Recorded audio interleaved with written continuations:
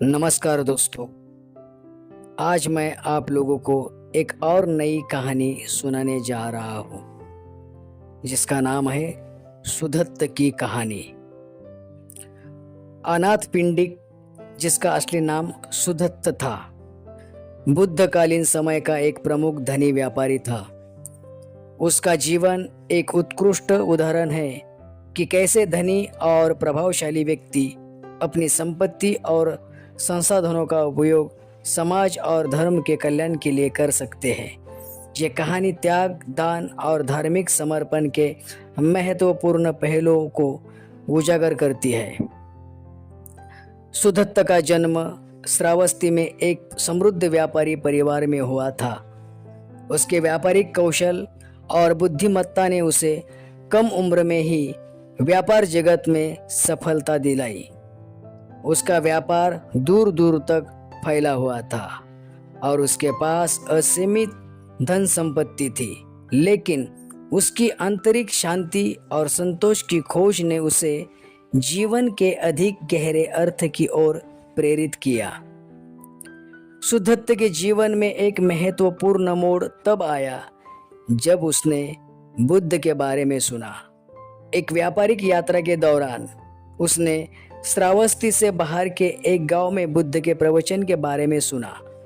उनकी शिक्षाओं ने सुधत्त को गहराई से प्रभावित किया और उसने बुद्ध से मिलने का निश्चय किया। जब वह बुद्ध से मिला तो उसने उनकी शिक्षाओं और सरलता से प्रभावित होकर उन्हें अपना हृदय से स्वीकार कर लिया। बुद्ध की शिक्षाओं ने उसे जीवन की सच्चाई और ध्येय के बारे में गहराई से सोचने पर मजबूर किया। उन्होंने निर्णय लिया कि वह बुद्ध और उनके अनुयायियों के लिए एक विश्राम स्थल का निर्माण करेगा ताकि वे श्रावस्ती में आराम कर सके और अपने प्रवचन दे सके। सुधत्त ने श्रावस्ती के बाहर एक सुंदर और शांत स्थान चुना जो जेतवन उद्यान के नाम से जाना जाता था। इस उद्यान को उस समय के प्रसिद्ध राजकुमार जेत से खरीदा गया था। यह कहा जाता है कि सुधत्त ने इस भूमि को सोने के सिक्कों से ढककर खरीदा था, जो उनके असीम दानशीलता और समर्पण को दर्शाता है। जेतवन विहार का निर्माण कार्य जल्द ही शुरू हो गया। सुधत्त ने अपनी संपत्ति का एक बड़ा हिस्सा इस निर्माण कार्य में लगाया। विहार का निर्माण वास्तुकला का एक उत्कृष्ट नमूना था, जिसमें ध्यान के लिए कक्ष, विश्राम स्थल और सभा कक्ष बनाए गए थे। यहाँ बुद्ध और उनके अनुयायी आराम से रह सकते थे और अपनी शिक्षाओं का प्रचार कर सकते थे। सुधत्त ने जेतवन विहार के निर्माण के बाद भी बुद्ध और उनके संघ के प्रति अपने दान और सेवा को जारी रखा। वह नियमित रूप से विहार में आकर बुद्ध के प्रवचन सुनता और अपने जीवन में उन शिक्षाओं को लागू करने का प्रयास करता।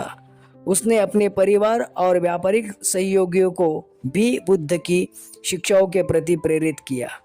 सुधत्त का जीवन इस बात का प्रतीक था कि वास्तविक संपत्ति और संतोष केवल भौतिक धन से नहीं, बल्कि दान, सेवा और त्याग से प्राप्त होते हैं। उसने अपने धन का उपयोग समाज और धर्म के कल्याण के लिए किया, जो उसे एक आदर्श धनी व्यापारी के रूप में प्रस्तुत करता है। सुधत्त ने अपना पूरा जीवन बुद्ध और उनके संघ की सेवा में बिताया। उन्होंने न केवल अपनी संपत्ति का उपयोग धर्म के प्रचार प्रसार में किया, बल्कि अपने जीवन के अंतिम समय तक सेवा और दान का पालन किया। उनकी ये समर्पण भावना उन्हें एक अद्वितीय और प्रेरणादायक व्यक्तित्व बनाती है। अंततः सुधत्त का जीवन ये संदेश देता है कि सच्चा सुख और संतोष केवल धन और संपत्ति से नहीं, बल्कि सेवा, दान और त्याग से प्राप्त होते हैं। बुद्धकालीन समय के इस महान व्यापारी की कहानी हमें प्रेरित करती है कि हम भी अपने संसाधनों का उपयोग समाज और धर्म के कल्याण के लिए करें। अनाथ पिंडिक यानी सुधत्त की कहानी त्याग, दान और धार्मिक समर्पण का एक उत्कृष्ट उदाहरण है।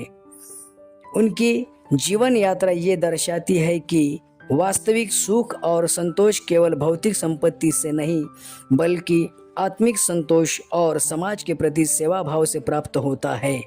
उनका जीवन और उनके कार्य आज भी प्रेरणा का स्रोत है और हमें ये सिखाते हैं कि जीवन में सच्ची संपत्ति क्या होती है। यह कहानी हमें ये भी सिखाती है कि धनी और प्रभावशाली व्यक्तियों को समाज और धर्म के प्रति अपनी जिम्मेदारियों को समझना और निभाना चाहिए।